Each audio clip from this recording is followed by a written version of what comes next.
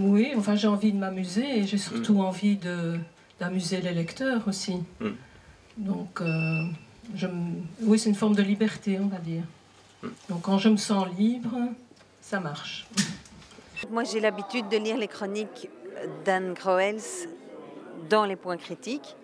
Et ce que je trouve extrêmement intéressant, c'est que quand on commence à la lire, on a extrêmement envie de la lire jusqu'au bout chaque fois. Parce que ce que j'aime beaucoup, c'est la manière qu'elle a de traiter des choses graves avec un détachement et un humour qui n'est jamais déplacé et qui fait vraiment envie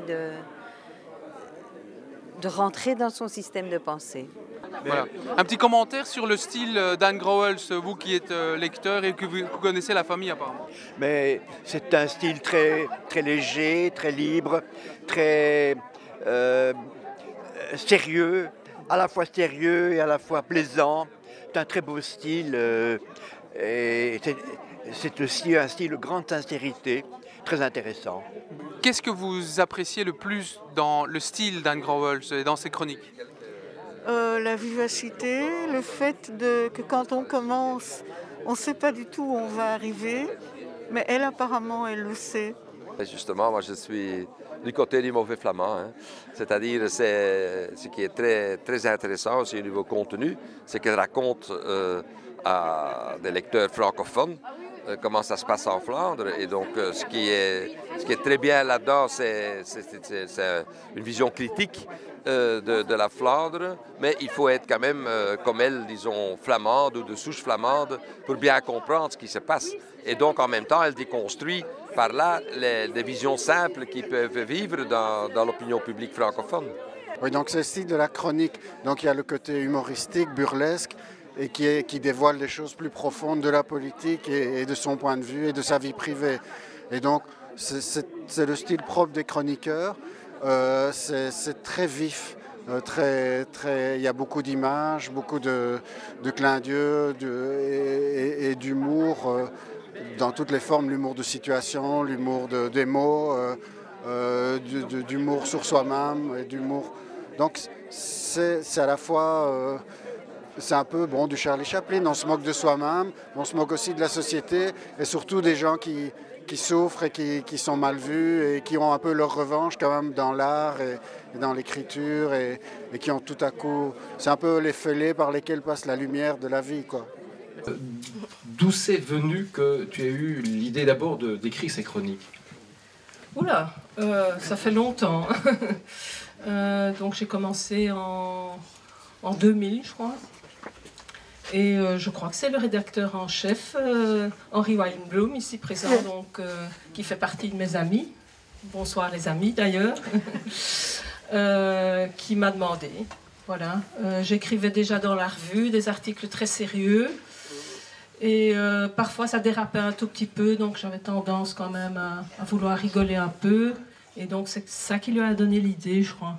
Et comment s'est fait le choix de ces chroniques? Bon, c'est pas l'intégralité, évidemment. On a beaucoup travaillé là-dessus pour faire un choix. On en a pris, je sais pas moi, 1 sur 2, 1 sur 3, voilà. On a pris les meilleurs. En fait, ces chroniques sont éditées sous le nom de Anne Gielzik. Gielzik. Oui, pardon. Gielzik. Oui, je te rate l'accent. Pardon. Or, c'est plus... Oui, je sais, c'est pas alors, entre Anne Groels et Anne Gielzik, pardon. Gielzik. je remonte. Pourquoi cette différence de nom? Oui. Bon, alors ça, je crois que c'est déjà une entrée en matière. Donc, Anne Gielzik, c'est le vrai nom de mon père, en fait. Donc, mon père s'appelait avant la guerre. Et avant les événements qui ont eu lieu pendant cette guerre-là, il s'appelait Jacob Angielczyk. Voilà, et donc j'ai d'ailleurs dédicacé le livre à mon père et à ma mère, donc à Jacob Angielczyk et à Esta Ox, et ça donne Anne Groels. C'est une histoire juive, ça. Voilà, donc j'ai pris ce pseudo-là en coupant le nom Angielczyk en Anne Gielczyk. Et pourquoi alors avoir retrouvé le nom de Groels pour la publication? Parce que c'est mon vrai nom. Ah oui, non, tout ça est tout à fait cohérent et logique. C'est clair. Bien sûr. Donc, enfin, on parlait d'humeur, c'est ça? Oui. Parfait. Une question centrale, évidemment, c'est la question de l'identité, hein, qui revient sans cesse. Tu dis que tu es mauvaise juive, mauvaise flamande. Alors, d'abord, en quoi te sens-tu une mauvaise juive? Je ne me sens pas spécialement une mauvaise juive, c'est une image qu'on me renvoie d'être mauvaise juive, c'est-à-dire par les juifs, en gros. Hein. Et si je suis mauvaise flamande, c'est les flamands qui me renvoient cette image. Enfin, en tous les cas, c'est comme ça que je l'imagine. Je suis peut-être un peu parano, mais je crois que c'est pas tout à fait faux non plus. Donc, être mauvaise juive, qu'est-ce que ça veut dire? C'est comme être juive, hein, c'est vraiment une question, ça demande beaucoup de temps à expliquer, quoi. Tout le monde a le temps. Disons qu'aujourd'hui, être mauvaise juive, c'est en gros, je vais résumer, je vais être un peu populiste, mais donc ça veut dire ne pas défendre Israël. Voilà, ne pas défendre, ne pas laver son linge, comment est-ce qu'on dit? Son linge en famille. Donc moi, je lave mon linge, voilà, partout, en public, voilà. Et donc ça, on n'aime pas trop, on est traité de traître. Je ne suis pas la seule, hein. Il y a encore beaucoup de mes amis pensent comme moi, voilà. On était juifs parce qu'on était des victimes de la Shoah, en fait. Voilà, on était juifs pour ça, donc ça, c'est pas très réjouissant. Et pour le reste, on ne nous a pas transmis beaucoup de choses, je crois, essentiellement parce que mes parents voulaient oublier un petit peu qu'ils étaient juifs, et donc ils sont partis s'installer à Ostende, voilà, où il n'y a pas beaucoup de juifs. Alors, mauvaise juive, on comprend un peu, mais mauvaise flamande. En quoi te considère-t-on comme mauvaise flamande? Ça, je ne sais pas, mes amis flamands, ils sont là, peuvent me dire. Ils sont aussi des mauvais flamands. C'est quoi être un mauvais flamand? Habiter à Bruxelles. Effectivement, Paul, c'est ce que j'ai écrit. C'est ce que j'ai écrit. Encore l'autre jour, j'ai été au commissariat de police parce qu'on m'a volé mon ordinateur. Hein. Les lecteurs le savent. Et donc j'ai été porter plainte au commissariat près de là où j'habite.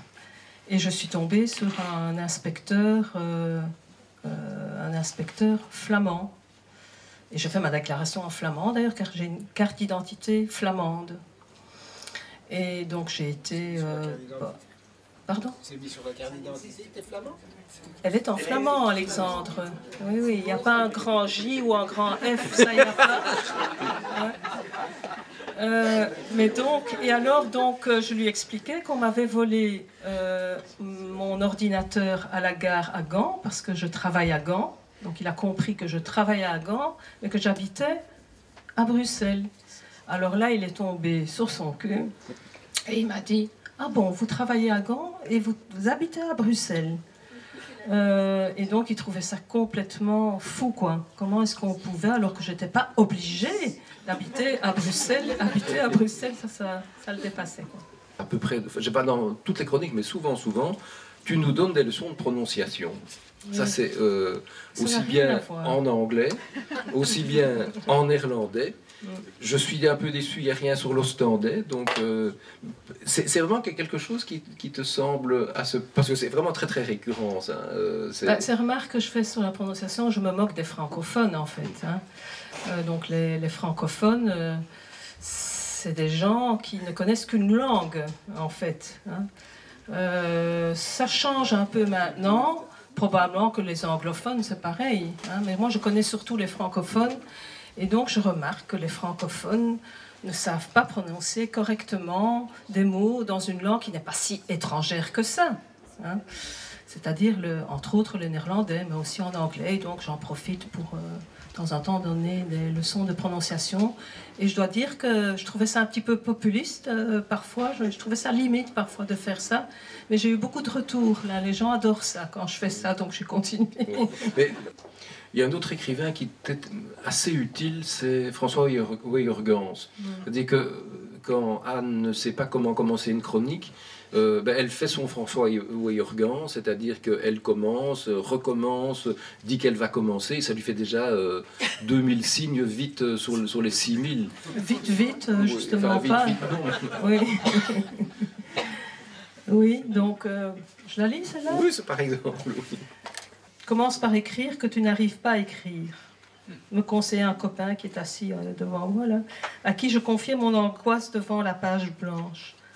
Encore faut-il arriver à écrire 6000 signes sur le fait que je n'arrive pas à écrire. Je cale déjà. Je ne frime pas, hein. Franchement, ça m'arrive très souvent. Bon. Je ne m'appelle pas François Weiergans, moi. Un livre de 300 pages, s'il vous plaît, sur le fait qu'il n'arrive pas à écrire son livre. 3 jours chez ma mère, tout un programme. Et dire qu'il a reçu le concours pour ça. Même la chute, c'est sa mère qui a dû la lui fournir. Bon, je vous le concède, il écrit vachement bien. Et puis, faut pas croire, c'est pas si premier degré que ça. L'histoire est un peu mince, certes, mais les digressions sont multiples, aussi érudites qu'érotico-comiques. Quant au personnage, il y en a à foison. Nous avons d'abord François Weiergraff, le narrateur, qui, à l'instar de l'auteur, n'arrive pas à écrire son roman ni à aller voir sa vieille mère. Ensuite, il y a François Graffenberg, le protagoniste du livre de François Weiergraff, qui, vous ne devinerez jamais, n'arrive pas à terminer son livre, ni d'ailleurs à rendre visite à sa vieille mère. Et comme si ce n'était pas assez compliqué, c'est quoi, à la longue, on ne sait plus quel François parle et écrit, car c'est ça le paradoxe, l'air de rien, il écrit. Comme moi d'ailleurs. Combien de signes? Oh là là, ça se traîne. Où en étais-je? Vous voyez, ça c'est un truc que Weiergans ne fait jamais. Il termine ses phrases, lui. Donc j'en reviens à, et comme si ce n'était pas assez compliqué, un copier-coller qui me rapporte quelques dizaines de signes, il n'y a pas de petit profit. Surgit à la page 201, François Weierstein, le narrateur du livre de François Graffenberg, dont le titre n'est ni plus ni moins que 3 jours chez ma mère. Parce que lui, Weierstein, au contraire de Weiergans, Weiergraff et Graffenberg, annule tous ses rendez-vous et décide d'aller passer quelques jours chez sa mère pour souffler un peu et faire le point, ce qu'il fait. Voilà. Bon, nous aussi soufflons un peu pour faire le point.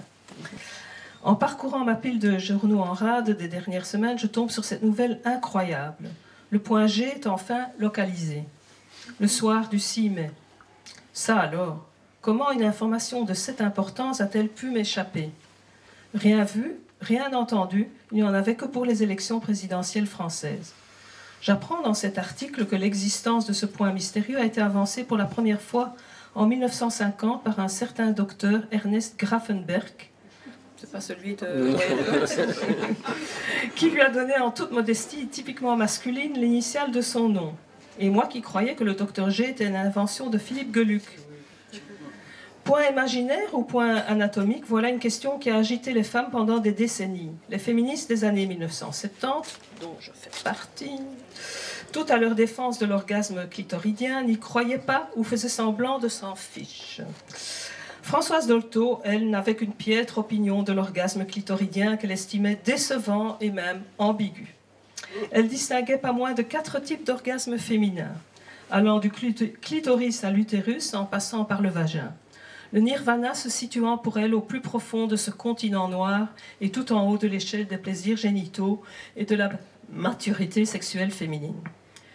Mais même si la question du plaisir reste mystérieuse, voilà donc la question du point G tranchée.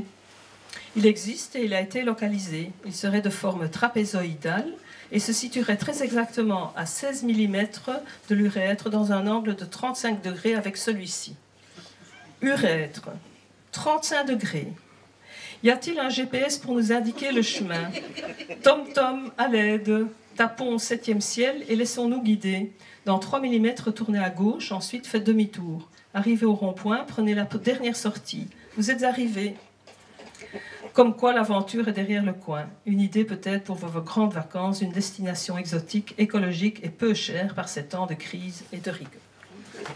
Vous voyez qu'à la fin, c'est l'économiste qui parle. Donc, c'est vraiment très très bien construit, on ne lâche pas ce livre. Donc voilà, on va en terminer ici, mais avec une seule bonne recommandation, c'est d'acheter le livre et n'oubliez pas de lui souhaiter encore bon anniversaire. Merci de votre attention.